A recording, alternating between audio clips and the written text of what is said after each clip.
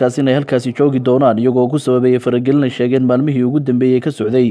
deegaano ka tirsan gobolada Sool iyo Sanaag ee Somaliland waxaana ay tilmaameen Somaliland ay dul qaadan doonaan dhaqaaqyadaasi oo ay sheegeen Soomaaliya ka wada deegaanadaasi sida alla socotaan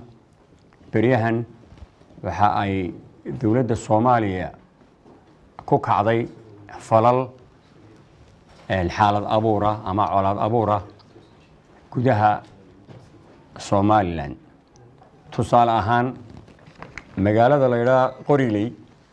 waxa ay ku weerartay garaad jaamac garaad cali waxa kale magaalada Tukarraq ama ciidamada ku weerareen garaad jaamac garaad Ismaaciil waxa kale oo wasiirka qorsheynta Soomaaliya iyo wasiirka amniga ee Puntland ayagoo ciidan wata tageen oo si sharci darro ku tageen magaalada Baran iyo magaalada Dhahar ayagoo halka ka jeediyay khudbado xaalad abuura ama colaad abuura ay ka jeediyeen sidaas awgeed dawladda Somaliland waxay go'aansatay in aanay u dul qaadan mar dambe xaaladaha caynkaas sidii aan sheegay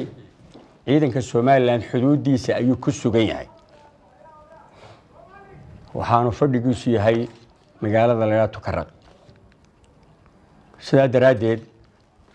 waxaanu cadeynaynaa inaanay ciidamada Somaliland marnaba ay ku sugan yihiin xuduudoodii Cabdiraxmaan Cabdillaahi Faarax Guri Barwaaqo wasiirka warfaafinta dhaqanka iyo wacyigelinta waxa uu sheegay inay ku wargelinayaan dalalka jaarka inay soo gabagaboobayso dulqaad badan oo uu sheegay inay Somaliland muujisay waxa ay ku wargelinaysaa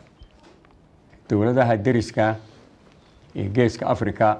in ay Somaliland tahay dawlad ku aanbaxday nabadgelyada iyo xasilooni ku wada noolaanshaha hayeeshee hadda waxaad moodaa in ay soo gabagaboobayso dulqaadkii badnaa ee ay dawladda Somaliland muujinaysay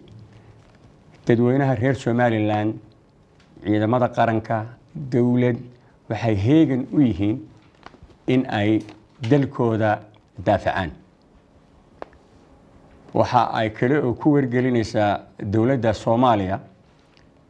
in ay ilaaliso kana waantoodo faragelinaha iyo dhaqdhaqaaqyada ay ka wado Somaliland ee xaalad abuurka ah